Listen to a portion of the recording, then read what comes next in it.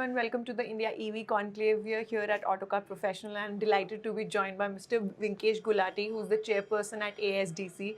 Sir, it's a delight to sit with you and understand the nitty-gritties of the industry. You're now representing the skilling side of things. How you've mentioned time and again how skilling is sort of not given that kind of a priority when it comes to developing EV value chains, and we speak about charging infrastructure. These are like macro issues, but skilling is at the core of it. If you would want to start with that, how can we sort of become better at reskilling and looking at this as a critical juncture? So first, thank you for having me here. It's always good to be back to Autocar Pro. Very frankly, see, if you want to develop something new, you need team to know about it. It's not that some people sitting at an R&D table plan something big, and it's really big because it changes a lot of lives, how you travel in mobility. And then the repair side, if I talk of we need at least around 1 lakh to 2 lakh people in the initial stages to support that change or transition from ICE to mobility, ICE to EV. Yeah. And that is where I am saying normally, whenever you are planning something big like this, today is EV, could be hydrogen coming later or some other fuel coming later. While you plan the R&D and you are sure of that this is being implemented in maybe 2 years down the line or a year down the line, you have to start thinking of how to maintain this in future, which means skilling of the people. Because for manufacturing or an R&D, all the auto OEMs may need reskilling of maybe 1,000 people, and they can do all the OEMs. Yeah, shouldn't be an afterthought. Yes, so you have to plan it before. And when the industry is so different from what we were as a legacy player, because we were always talking about gears and the clutch plates and spark plugs and all that. And now today we are talking of software. Basically, like you say, that it's mobile phone on wheels. Yeah. And today also it's very difficult for a customer to understand why did the car stop on the middle. And he's not able to do anything because everything is controlled by software. Before it wasn't like that. He used to open a hood and clean something and the vehicle used to start. Open the battery terminal and all that. But today it can't be.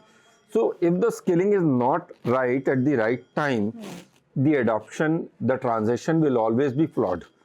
And luckily it is delayed, but we are still on the right time how to manage things. Right. Like you mentioned about software-defined vehicles, that is one area which needs like immediate attention, because that's not even the future. We're seeing it happen today. What are the other areas that need core focus at this point from a skilling and reskilling point of view? See, what I was talking was majorly on the authorized front and all that.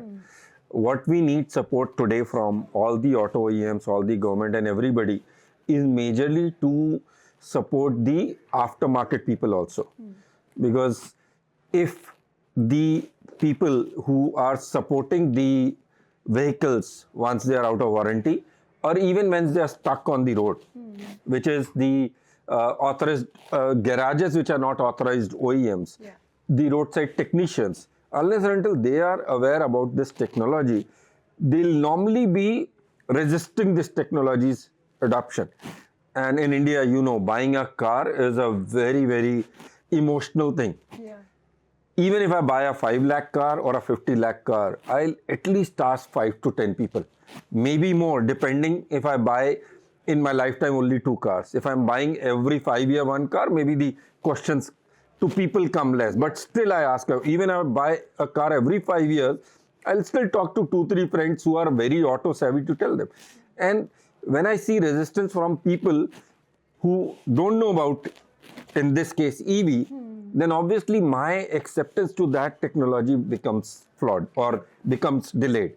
So what at ASDC we want everybody to do, everybody means even the colleges, the schools, industries, academic institutions, government, to at least put skilling as one of the most important part. I agree, skilling can't come before product. Product has to be there. And for that product, whatever is needed has to be done. But for that technology to succeed, you need skilling to happen. And the bigger problem in India is that it's not skilling, it's first unskilling what we do.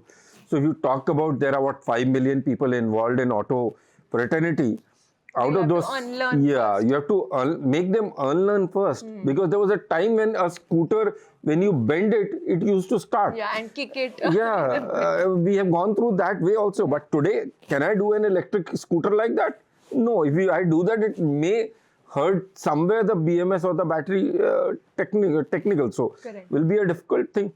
If you could draw some examples from some of the global markets, how is the skilling gap in India vis-a-vis some of the global markets? Can you draw some comparisons? So practically what happens in global market is skilling is a very important topic there.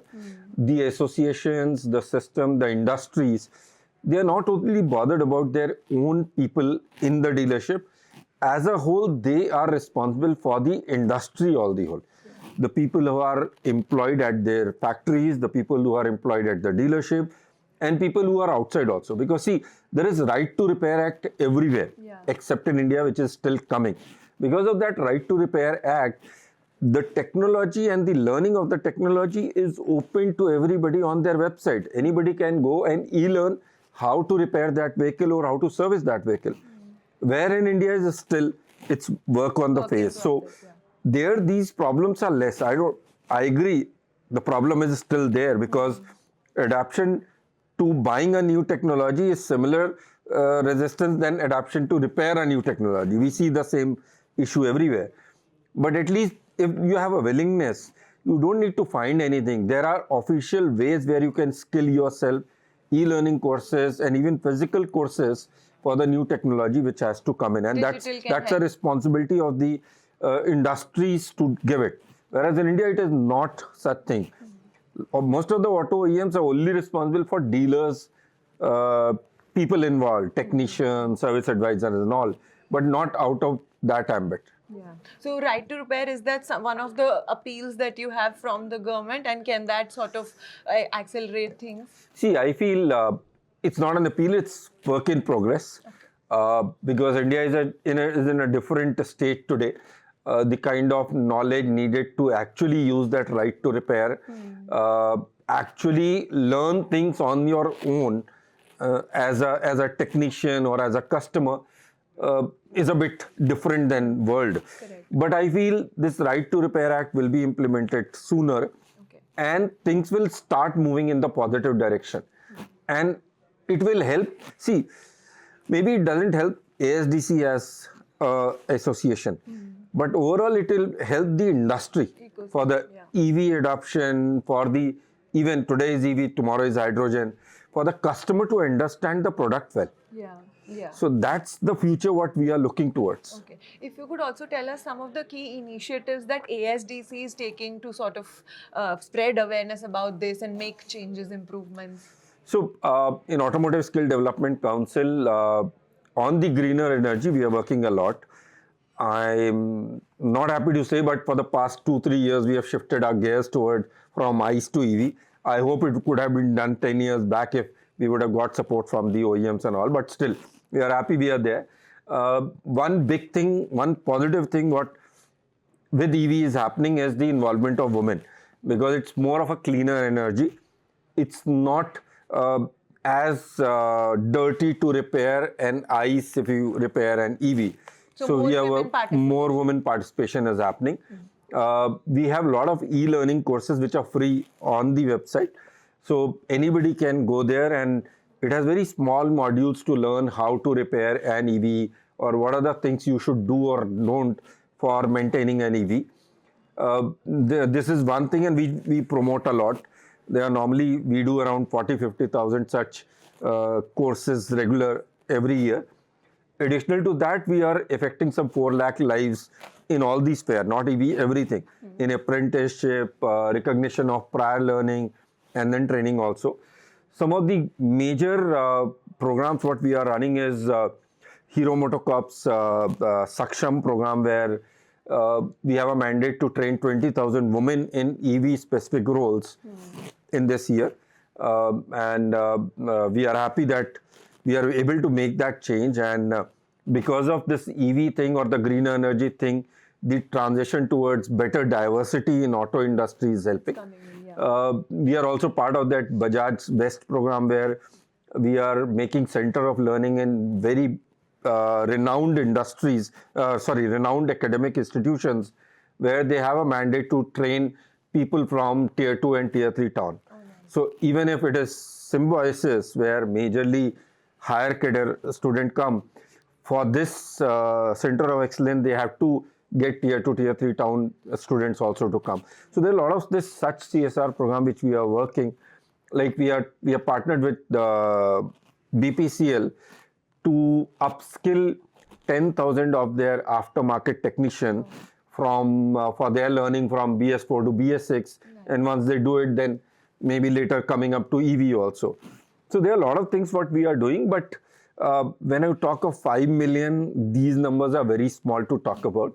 But I am happy that we are right on track, and with the kind of interest now, OEMs and government is also happening. Like government is asking everybody to adopt an ITI to upgrade them.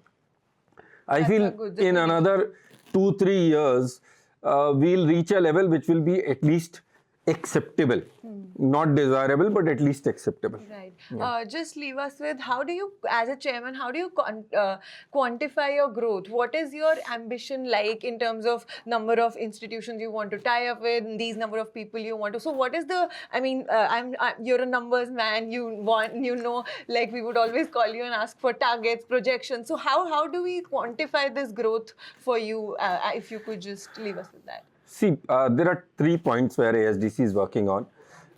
One is centers. We are trying to have more industry training centers. We don't want training, so there are training partners who use training as a business. We want our dealers and component manufacturers to open training centers. The benefit is the placement is 100% guaranteed, because if a dealer opens a training center and trains regular people, automatically the people are trained on job on the workshop, which means they are employable from the day one. Same as component industry.